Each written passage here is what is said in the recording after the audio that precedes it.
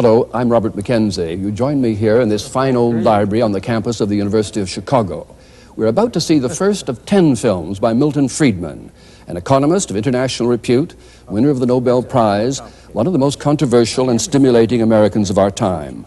In the weeks that lie ahead, as Friedman's first major television series unfolds, the famous and influential men and women who will occupy those seats are going to have a lot to say about Friedman's view of the society in which we live today and his solutions for the ills of our time. For that's what the series is about, Milton Friedman's view of the way we live now and where we're headed.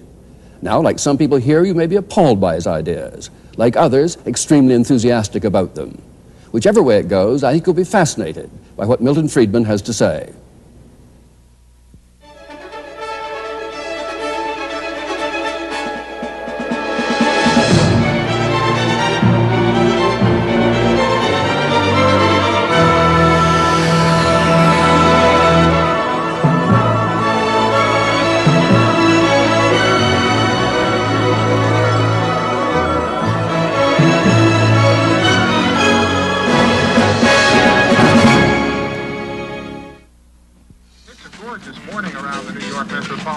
Skies are sunny now, a little bit of cloudiness over the eastern end of Long Island, a patchy fog out there. Boy, we've got some lovely weather to talk about, and I think I promised you this back at the beginning of the week. Once, all this was a swamp, covered with forests. And that's what essentially is the Canarsie Indians who lived here traded the 22 square miles of soggy Manhattan Island to the Dutch for $24 worth of cloth and trinkets.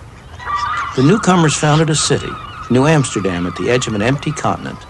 In the years that followed, it proved a magnet for millions of people from across the Atlantic, people who were driven by fear and poverty, who were attracted by the promise of freedom and plenty. They fanned out over the continent and built a new nation with their sweat, their enterprise, and their vision of a better future. For the first time in their lives, many were truly free to pursue their own objectives. That freedom released the human energies which created the United States. For the immigrants who were welcomed by this statue, America was truly a land of opportunity.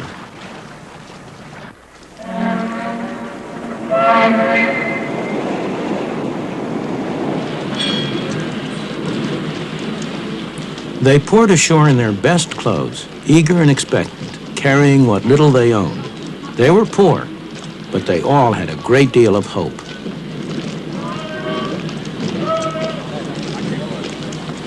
Once they arrived, they found, as my parents did, not an easy life, but a very hard life. But for many, there were friends and relatives to help them get started, to help them make a home, get a job, settle down in the new country.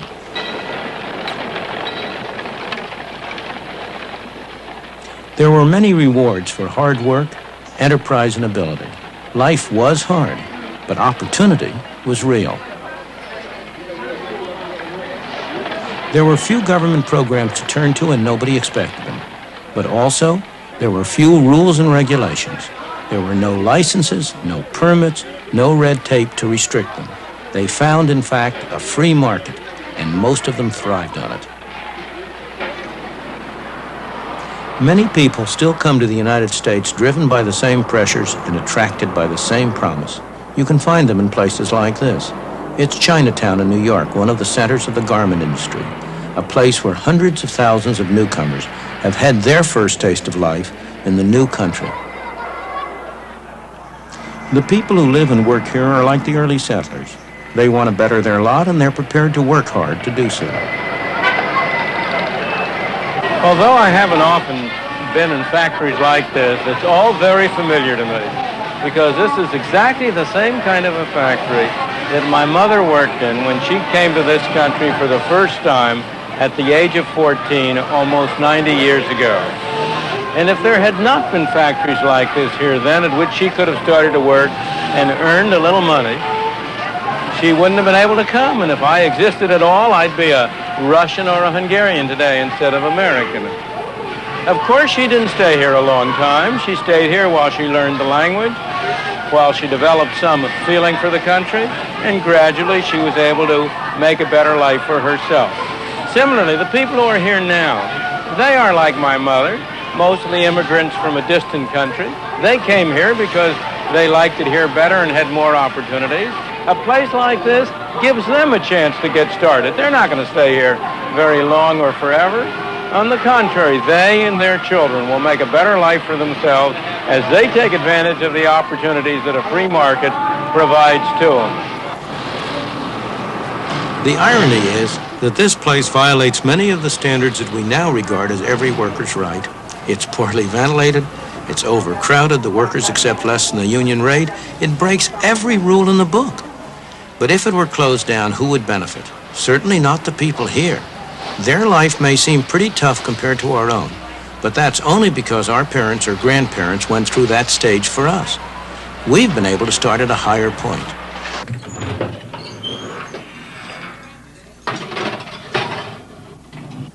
Frank Fazeli's father was 12 years old when he arrived all alone in the United States. He'd come from Sicily. That was 53 years ago. Frank is a successful dentist with a wife and family. They live in Lexington, Massachusetts.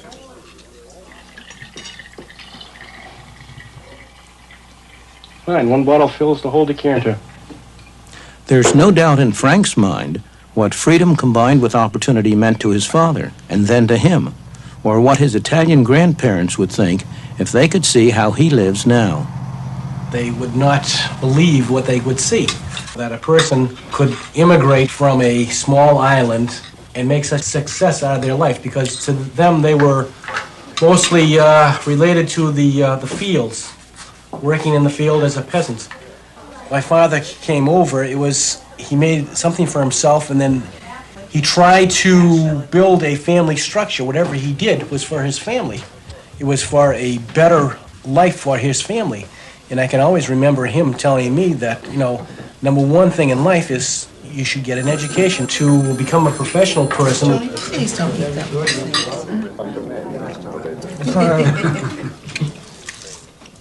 The Vasali family, like all of us who live in the United States today, owe much to the climate of freedom we inherited from the founders of our country, a climate that gave full scope to the poor from other lands who came here and were able to make better lives for themselves and their children. You girls gonna have this? Yeah. You, Chris? I know you don't want the whipped cream. But in the past 50 years, we've been squandering that inheritance by allowing government to control more and more of our lives instead of relying on ourselves. We need to rediscover the old truths that the immigrants knew in their bones, what economic freedom is and the role it plays in preserving personal freedom.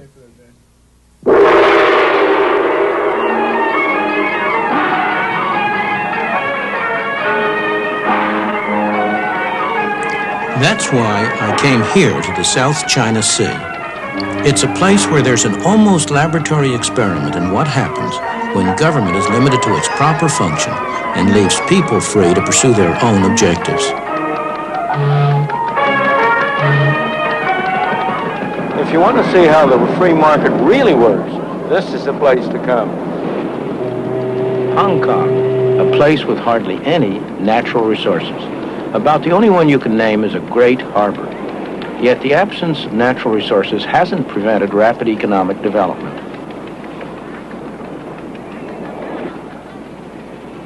Ships from all nations come here to trade because there are no duties, no tariffs on imports or exports. The power of the free market has enabled the industrious people of Hong Kong to transform what was once barren rock into one of the most thriving and successful places in Asia. Aside from its harbor, the only other important resource of Hong Kong is people, over 4.5 million of them. Like America a century ago, Hong Kong in the past few decades has been a haven for people who sought the freedom to make the most of their own abilities. Many of them are refugees from countries that don't allow the economic and political freedom that's taken for granted in Hong Kong. Despite rapid population growth, despite the lack of natural resources, the standard of living is one of the highest in all of Asia.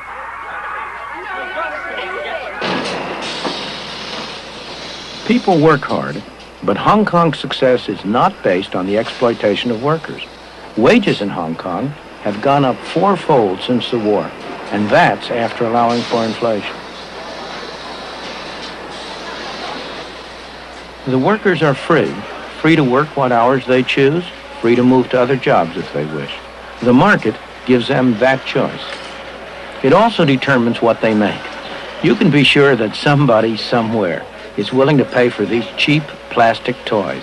Otherwise, they simply wouldn't be made.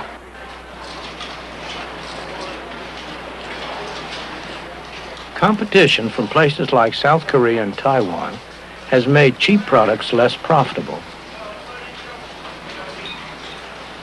So Hong Kong businessmen have been adapting.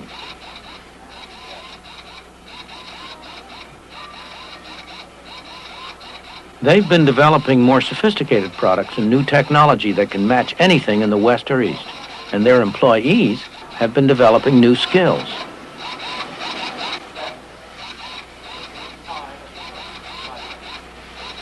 Hong Kong never stops. There's always some business to be done, some opportunity to be seized. It's long been a tourist center and a shopper's paradise, and it's now one of the business centers of the East. It's the ordinary people of Hong Kong who benefit from all this effort and enterprise.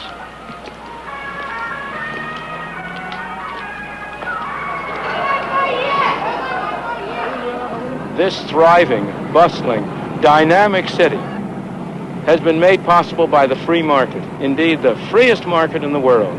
The free market enables people to go into any industry they want, to trade with whomever they want, to buy in the cheapest market around the world, to sell in the dearest market around the world. But, most important of all, if they fail, they bear the cost. If they succeed, they get the benefit. And it's that atmosphere of incentive that has induced them to work, to adjust, to save, to produce a miracle.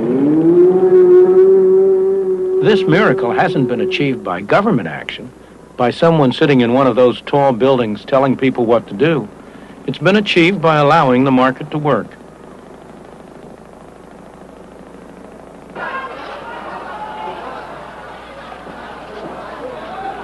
Walk down any street in Hong Kong and you'll see the impersonal forces of the market in operation. Mr. Chung makes metal containers. Nobody's ordered him to. He does it because he's found that he can do better for himself that way than by making anything else.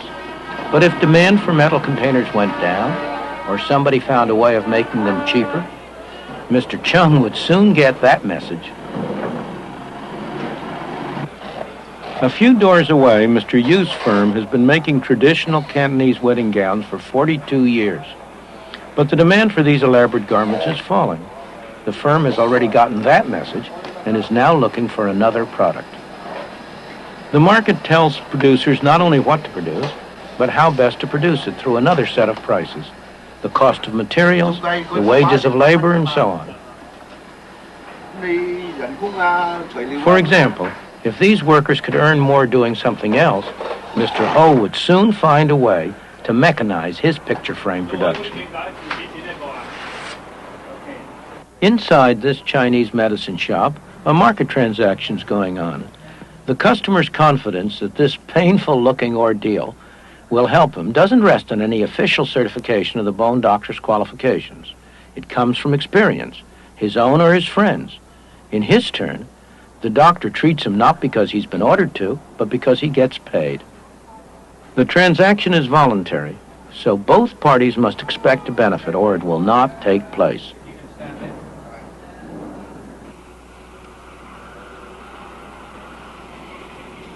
Believe it or not, this backyard is the entrance to a factory.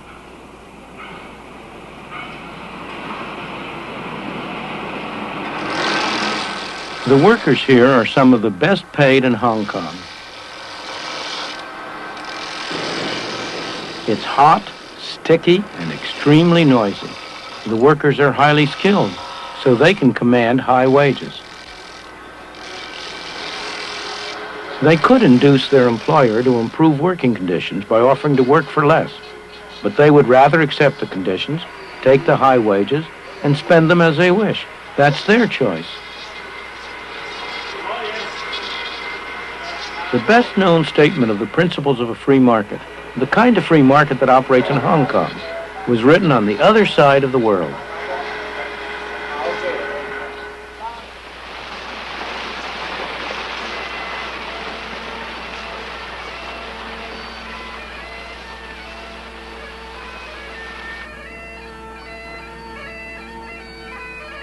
200 years ago in Scotland, Adam Smith taught at the University of Glasgow. His brilliant book, The Wealth of Nations, was based on the lectures he gave here. The basic principles underlying the free market, as Adam Smith taught them to his students in this university, are really very simple. Look at this lead pencil. There's not a single person in the world who could make this pencil. Remarkable statement? Not at all. The wood from which it's made, for all I know, comes from a tree that was cut down in the state of Washington. To cut down that tree, it took a saw. To make the saw, it took steel. To make the steel, it took iron ore. This black center, we call it lead, but it's really graphite, compressed graphite. I'm not sure where it comes from, but I think it comes from some mines in South America. This red top up here, the eraser, bit of rubber, probably comes from Malaya, where the rubber tree isn't even native. It was imported from South America by some businessmen with the help of the British government. This brass ferrule, I haven't the slightest idea where it came from, or the yellow paint, or the paint that made the black lines, or the glue that holds it together. Literally thousands of people cooperated to make this pencil. People who don't speak the same language, who practice different religions, who might hate one another if they ever met. When you go down to the store and buy this pencil, you are in effect trading a few minutes of your time for a few seconds of the time of all those thousands of people. What brought them together and induced them to cooperate to make this pencil? There was no commissar sending out orders from some central office. It was a magic of the price system, the impersonal operation of prices that brought them together and got them to cooperate to make this pencil so that you could have it for a trifling sum. That is why the operation of the free market is so essential, not only to promote productive efficiency, but even more, to foster harmony and peace among the peoples of the world. These people are crossing between two very different societies. This is Lo Wu, the official border crossing point between China and Hong Kong. Nowadays, there's a considerable amount of traffic at this border. People cross a little more freely than they used to.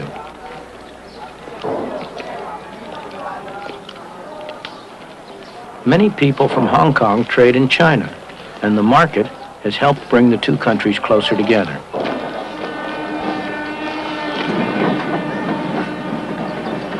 But the barriers between them are still very real. On this side of the border, people are free not only in the marketplace, but in all their lives. They are free to say what they want, to write what they want, to do pretty much as they please. Not so over there. That is why people in China who cannot get permission to leave go to desperate lengths to escape.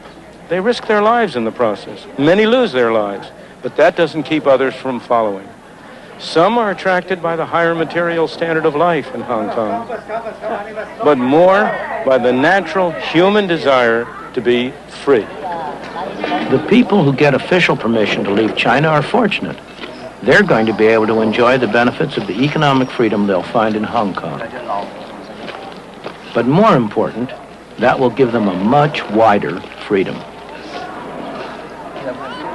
Human and political freedom has never existed and cannot exist without a large measure of economic freedom.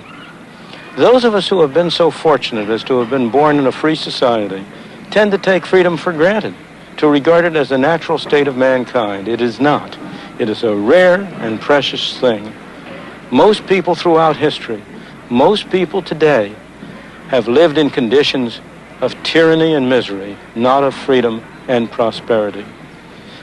The clearest demonstration of how much people value freedom is the way they vote with their feet when they have no other way to vote.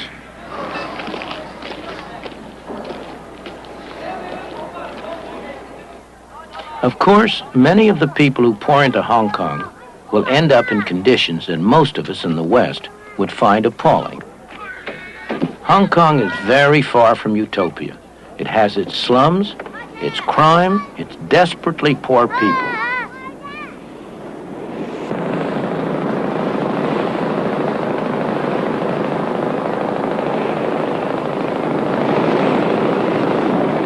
But the people are free. That's, after all, why so many of them have come here, despite having to live in leaky houseboats in one of Hong Kong's many small harbors. Here, they have the freedom and the opportunity to better themselves, to improve their lot, and many succeed.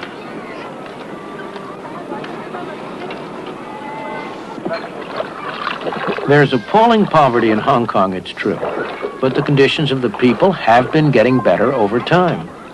They're far better off now than they were when they first came across the border from China.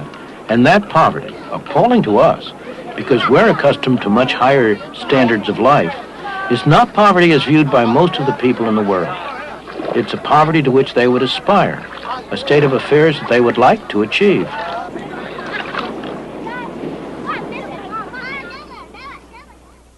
There is an enormous amount of poverty in the world everywhere.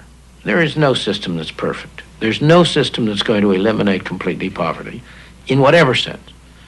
The question is, which system has the greatest chance? Which is the best arrangement for enabling poor people to improve their lot? And on that, the evidence of history speaks with a single voice. I do not know any exception to the proposition that if you compare like with like, the freer the system, the better off the ordinary poor people have been. Ask yourself what it is that assures these garment workers in Hong Kong a good wage. Not high by Western standards, but high enough to enable them to live far better than most people in the world. It's not government or trade unions that do it. These workers do well because there's competition for their labor and skills.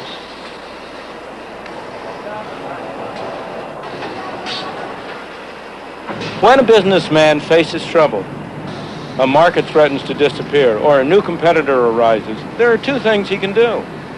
He can turn to the government for a tariff or a quota or some other restriction on competition, or he can adjust and adapt. In Hong Kong, the first option is closed.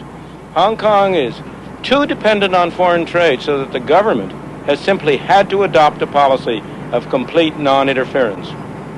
That's tough on some individuals, but it's extremely healthy for the society as a whole. Only the businessmen who can adapt, who are flexible and adjustable, survive, and they create good employment opportunities for the rest. The complete absence of tariffs or any other restrictions on trade is one of the main reasons why Hong Kong has been able to provide such a rapidly rising standard of life for its people. Even Communist China recognizes Hong Kong's success. It set up shop here and now accepts the universal symbol of capitalism. The Bank of China, the official bank of Communist China, is the largest bank in Hong Kong. There's no doubt that Communist China recognizes the power of the market. In all this, the government of Hong Kong has played an important part, not only by what it has done, but as much by what it has refrained from doing. It has made sure that laws are enforced and contracts honored. It has provided the conditions in which a free market can work. Most importantly, it has not tried to direct the economic activities of the colony.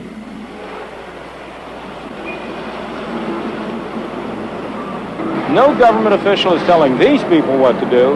They're free to buy from whom they want, to sell to whom they want, to work for whom they want. Sometimes it looks like chaos, and so it is.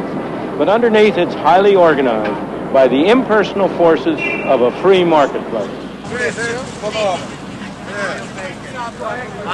Fresh eggs there. Chicken wings, chicken legs. You know these eggs are firm right from the chicken's ass. Me, no question. Tell you no lie.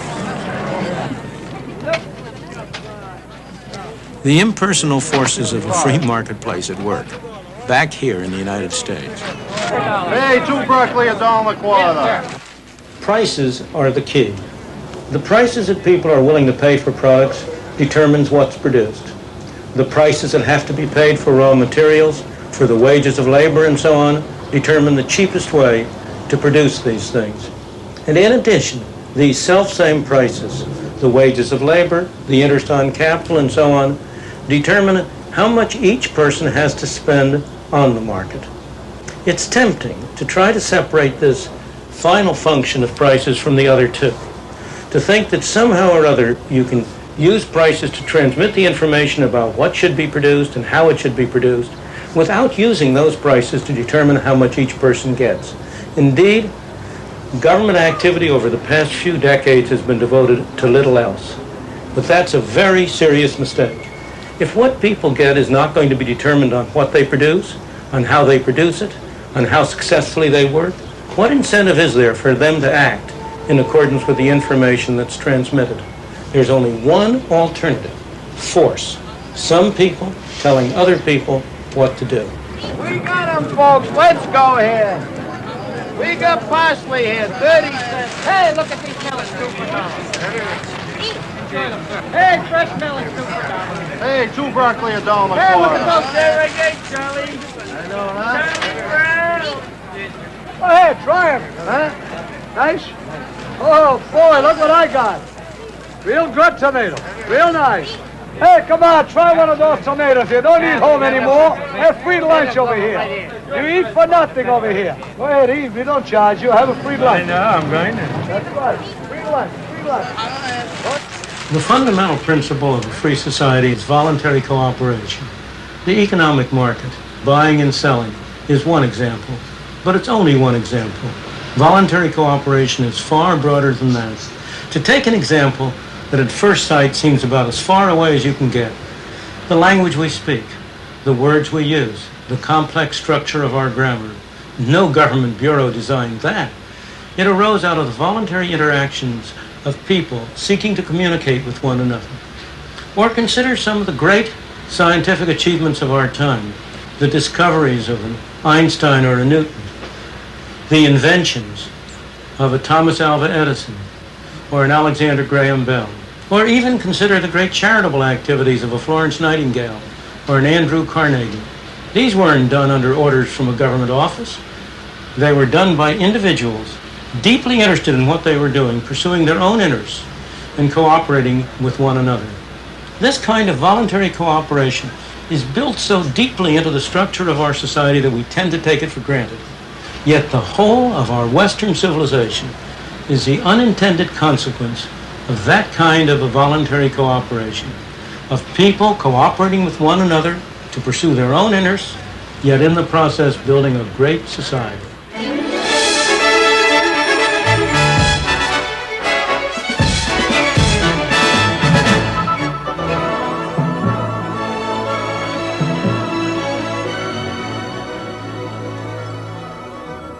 And here at the Harper Library in the University of Chicago, our distinguished guests have their own ideas too. So let's join them now. It seemed to me he was saying that the golden age for America, when it was truly a land of opportunity, was the late 19th, early 20th century. No regulations, no permits, no red tape. I would argue that the government played a decisive role in an enormous grant to the railroads in creating an American capitalist economy. And secondly, if you go back to that golden age, you find that the government constantly intervened in a rather characteristic way. It used troops against strikers.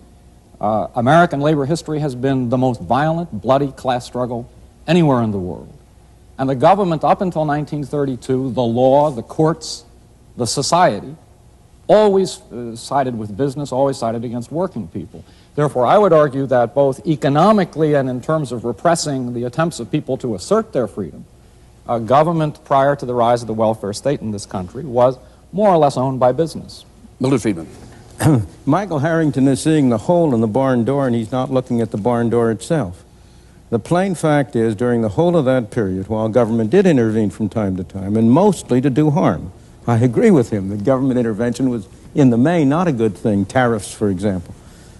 On the other hand, throughout that whole period, government spending, federal government spending, central government spending, never was more than 3% of the national income. It was trivial. The land grants to the railroads were a minor factor. I don't approve of them. I'm not saying they were a good thing, but they were a very minor factor. One has to have a sense of proportion, and that goes to the whole discussion. I am not an anarchist. I am not in favor of eliminating government. I believe we need a government. But we need a government that sets a framework and rules within which individuals, pursuing their own objectives, can work together and cooperate together. And they work together and cooperate together not only in economic areas. Well, I want to hold you for a moment, though, to that golden age theory, that we were best when we were regulated least in the late 19th and early 20th century, because remember, the sweatshop analogy comes out of there, when there was no attempt to restrict hours of work or to regulate working conditions. Now, is that a view you accept of that period? Well, I think it's necessary to contrast it with what's happened in the interim. I don't see how we can talk about that without comparing it with the interim period. Now, you talked earlier about the fact that during the last 50 years, we had squandered some of our inheritance of freedom. Absolutely. And I believe during the last 50 years, we really have improved our freedom. I spent over half that time working for one of the world's largest industrial companies, the DuPont Company, deeply involved with the launching of new ventures and got to know the free enterprise system well and have a very healthy respect for it. But during that interval, and particularly during the last few years, and I've been more involved with government and with environmental matters, I have become convinced that our freedom was improved when the people are allowed to add to their freedom in the marketplace, the freedom for voting with their dollars in the marketplace, the freedom to vote with their ballots in the polling place, to put some restraints on the excesses of the marketplace, particularly when you're concerned with such things as the long-term impact on our health from the pollution of our environment, the introduction of carcinogenic materials, or the irradiation of our people with nuclear products. What about putting some restraints on the excesses of government? Hasn't that become an ever more serious problem? How is it that a government of the people, supposedly, does things which a very large fraction of the people would really prefer not to have done, such as overtax them, overgovern them, overregulate them? I think you're looking, again, at one side and not the other. And of course, I agree we have to look at what's happened in the interim. We're better off than we were 50 years ago. Never would deny that.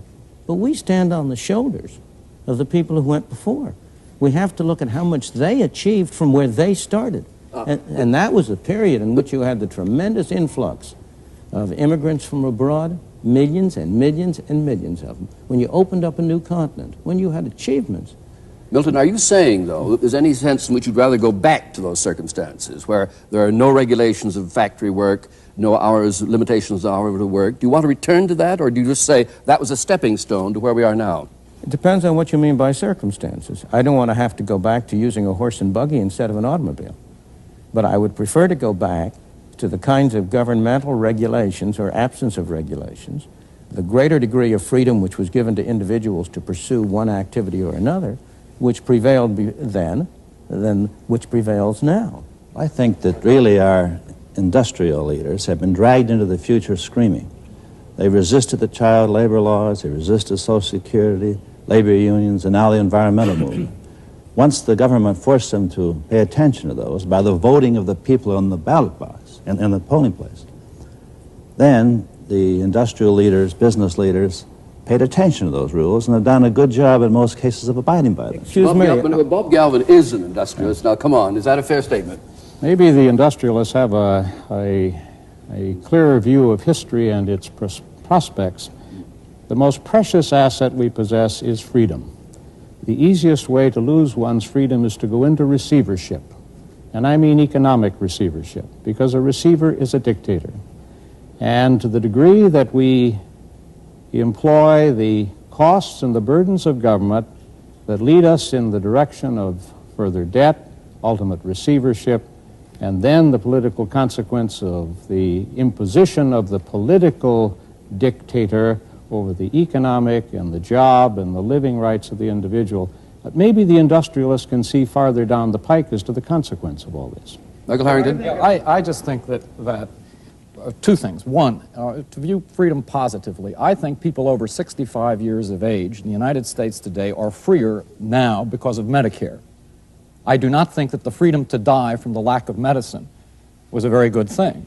Secondly, related to industrialists, I think that one of the startling things about American history is that when Franklin Roosevelt was saving the system from itself, the main beneficiaries were screaming bloody murder at him for being a traitor to his class, when he was in fact the salvation of that class.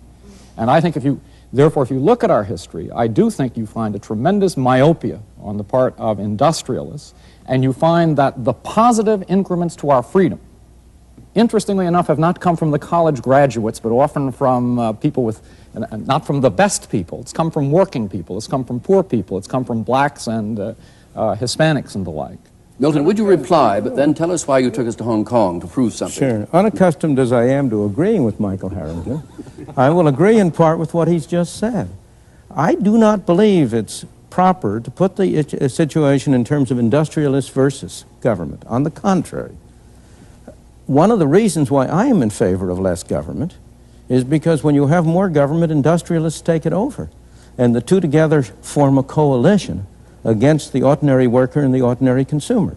I think business is a wonderful institution, provided it has to face competition in the marketplace, and it can't get away with something except by producing a better product at a lower cost. And that's why I don't want government to step in and help the business community. Now, I want to go to your question about Medicare. There are many people who have benefited from Medicare, but you're not looking at the cost side. What has happened to the people who are paying for it? It isn't, we don't have a free good. It isn't coming from nowhere. And are they benefiting from it in a cost-effective way? Those are the questions. It's demagoguery, if you'll pardon me, Michael Harrington, to say the people who have Medicare are freer. Of course, in one dimension. But they themselves have been paying all their lives. And have they gotten a good bargain? At the moment they have. The young men, the young working people who are going into Social Security now, they're going to get a very raw deal indeed. Milton, interestingly, on that point, people over 65 are paying more of their spendable income for medical care now than they were before Medicare was enacted. It's been not a very successful program. Government doesn't do things well. It doesn't do things well, and it hasn't done things well in Britain, in Canada, in the United States. Now, Milton, then you took us to Hong Kong on exactly that point. Right. That here, you said, was a true model of the market operating. Now, is that really the fair description of Hong Kong? At the moment, yes. It's not again, there aren't any such things as 100% one way and 100% the other. Everything is mixed, of course. Hong Kong has a government. It happens to be a government. In this case, there's no democracy in Hong Kong. It's run from Britain. It's a crown colony of Britain, and the British Governor General and so on, the financial secretary run it. But the situation in Hong Kong is that there is very little government regulation of industry. There's complete free trade. There are no tariffs. There are no export subsidies. There are no restrictions on the purchase and sale of monies, so that it comes about as close as to a complete free market as you can find in the world today. And there is no doubt that the main beneficiaries have been the low-income people, the poor people who poured into Hong Kong by the hundreds of thousands and millions out of Red China and who keep on trying to get in there. This goes to Michael Harrington's question. If an industrial system, if a free enterprise system is a system in which the poor are ground beneath the heels of these rapacious industrialists he's worried about, how would he explain the success in Hong Kong, the extent to which people continue to vote with their feet to go there? You're not asking us to make of the United States one gigantic Hong Kong or sweatshop or whatever you want to call it. You'd acknowledge that, that there is a historical development of an economy, and what may be right for one stage in the development of an economy may not be right for another stage. Isn't the issue, where do we go from here? What pragmatic decisions do we make about the direction of the American economy? Should it be toward more and more government, or should it be trying to preserve an adequate balance between freedom of choice and government intervention? Again, the problem is to distinguish two things. This comes back to an earlier comment, the circumstances in terms of the physical arrangements, and the circumstances in terms of the rules that guide the society. Now, in the case of Hong Kong, of course, I'm not asking that we crowd our people to a density of population such as Hong Kong is. Hong Kong is a marvelous example just because its circumstances are so terrible, its physical circumstances. And the people in Hong Kong would love to get elsewhere. into less crowded circumstances if other people would let them in. This is a problem of immigration, which is a very important restriction on human freedom. In the period before 1913, we had complete 100% freedom of immigration into the United States. We don't now. But go back to your question. Do you think Hong Kong would exist if it weren't in close juxtaposition to communist China? Hong Kong would exist. It is very dubious that it would have the policies it has now if it weren't in close juxtaposition to communist China. Well, now, but to answer your question directly, yes, I am in favor of the United States having not the circumstances, not the physical circumstances, but the policies that Hong Kong has had of zero tariffs, of complete free trade, of no restrictions on exports, no restrictions on monetary transactions, of a far greater degree of a far lesser degree of governmental regulation. I agree with what Russell Peterson said before, that there are third-party effects. There are things like pollution. The question is whether we're handling them in the right way, and I think we're not. I want to bring Bob Galvin in here. You got the beginning of Milton's agenda there. No tariffs, for example, no restrictions, no quotas. Now, will business, big business, wear that kind of policy? I think big business and all business could wear that kind of policy if we could find the appropriate balancing factor that in the rest of world trade, where we trade outside our border, and as others come in, we are required to trade against socialized institutions. That's a very different kind of an institution than the private institution. The private institution can clearly operate more efficiently if it is not imposed upon by an artificial price from the socialized institution across the seas.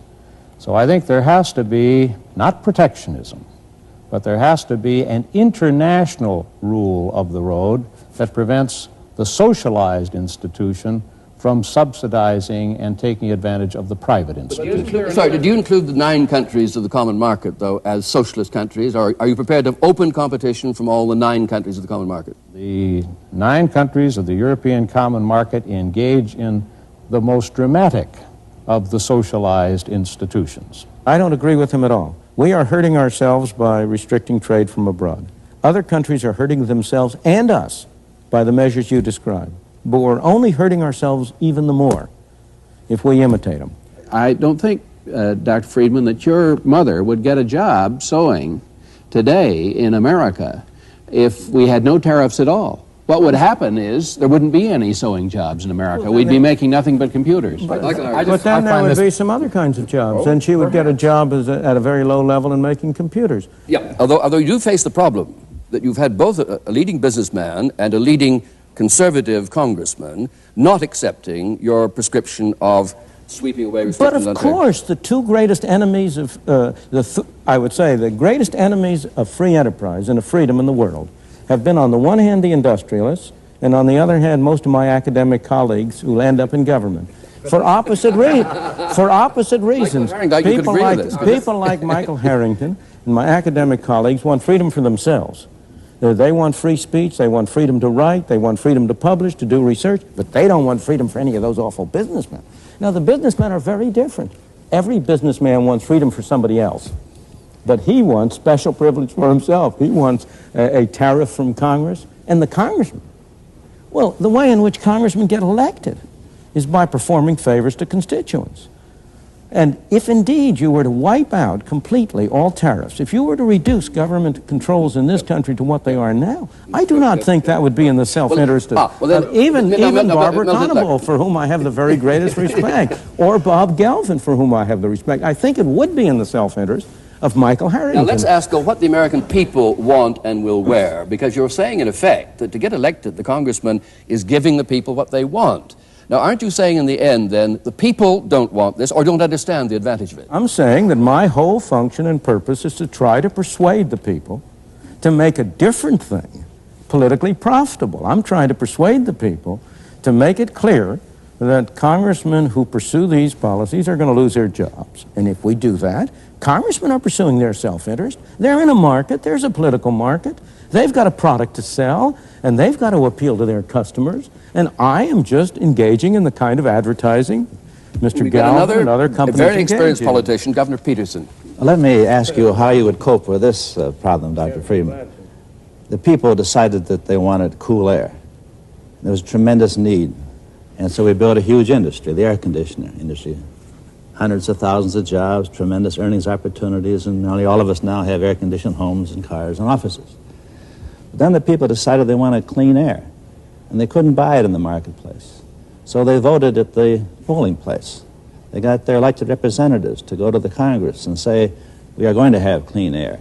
Now, overnight, there was a new market, and the free enterprise system responded to that. Now there's a big environmental industry making earnings, providing jobs, but also serving this public need to have the freedom to breathe clean air.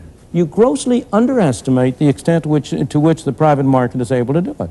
It's not an accident that the air, before you had any of this legislation, the air and water were cleaner in the United States today than they were in the United States 100 years ago. You know, the automobile added one kind of pollution, but it eliminated a far worse kind of pollution.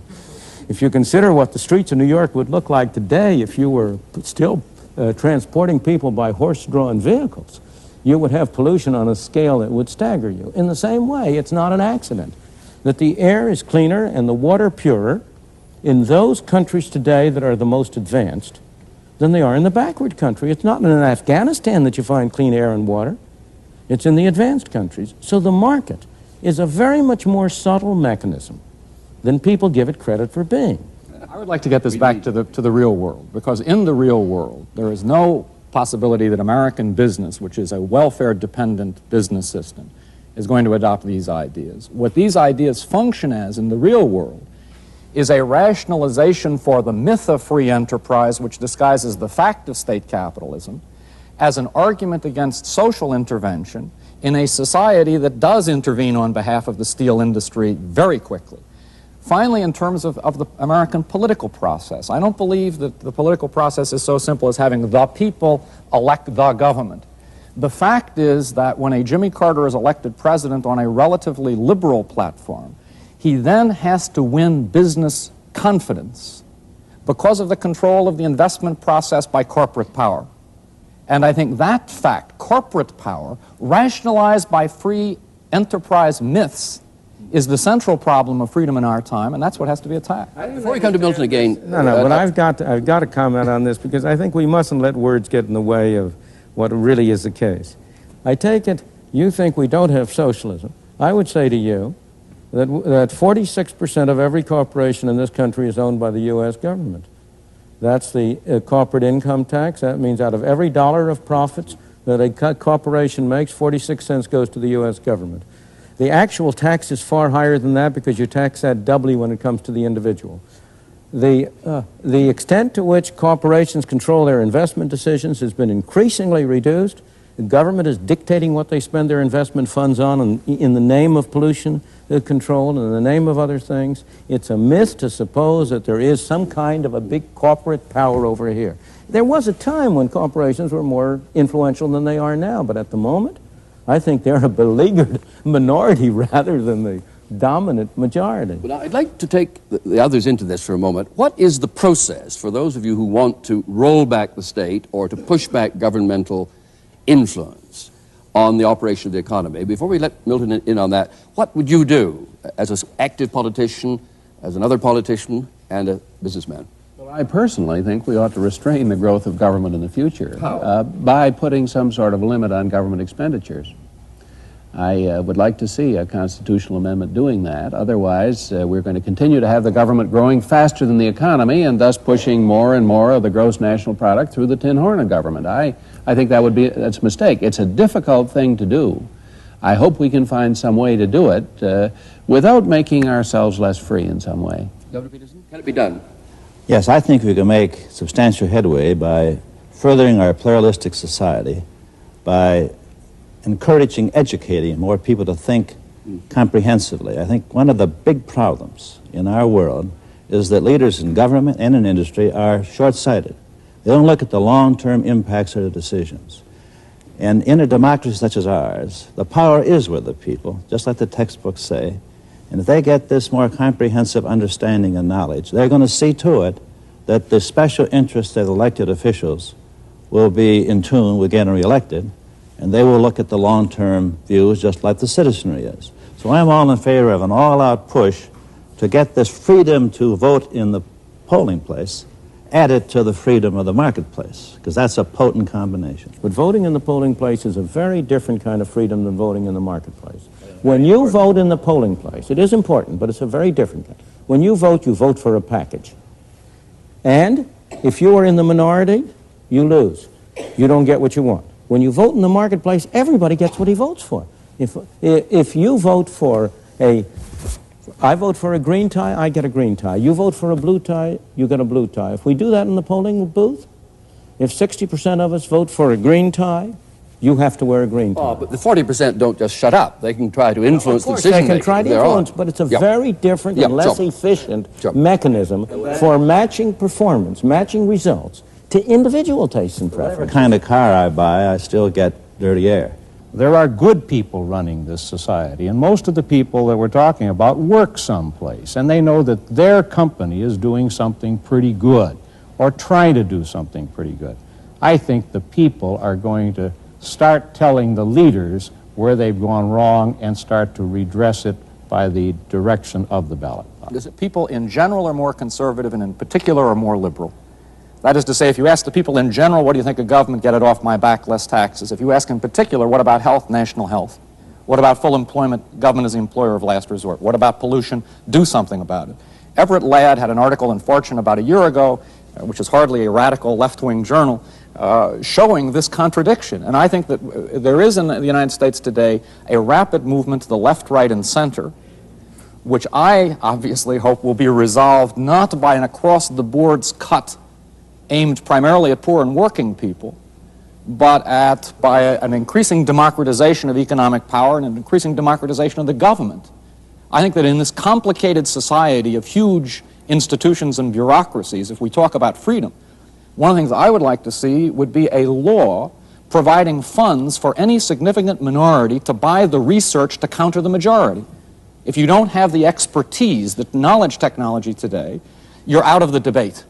And I think that we have to democratize information and government as well as the economy and society. I am sorry to say Michael Harrington's solution is not a solution to it. He wants minority rule. I don't.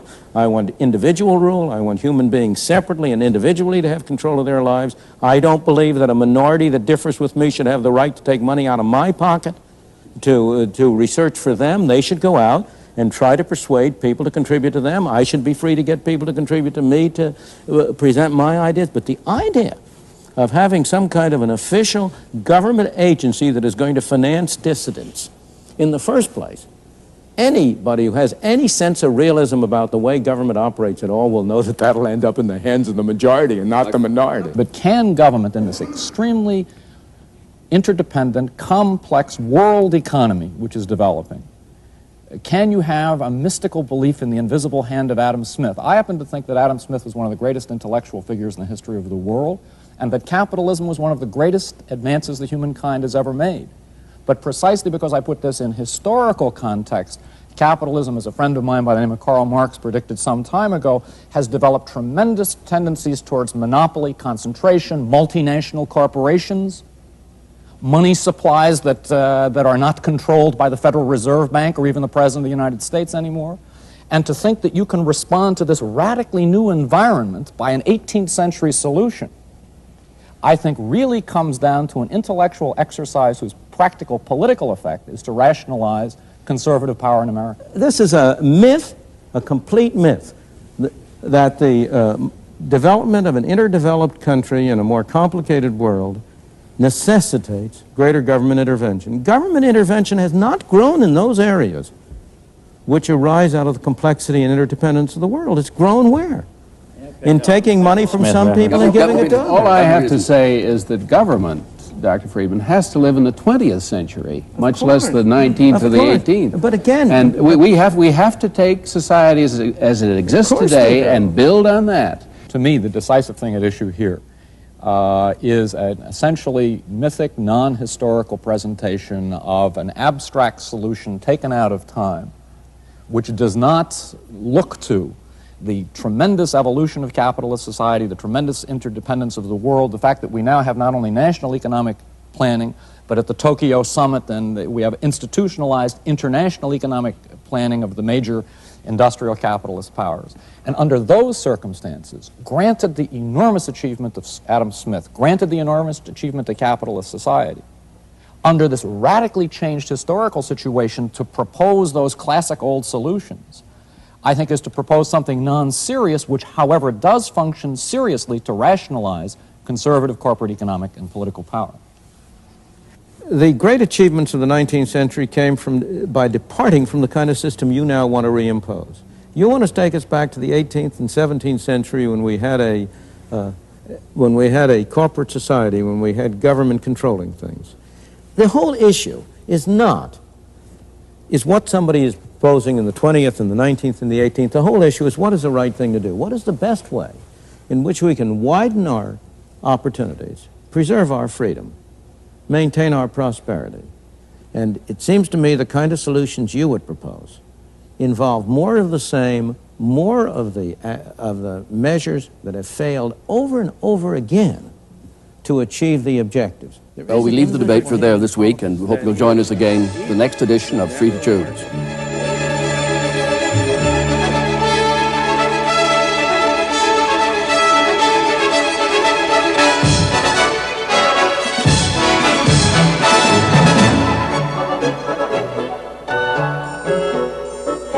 When governments try to control the economy, what goes wrong?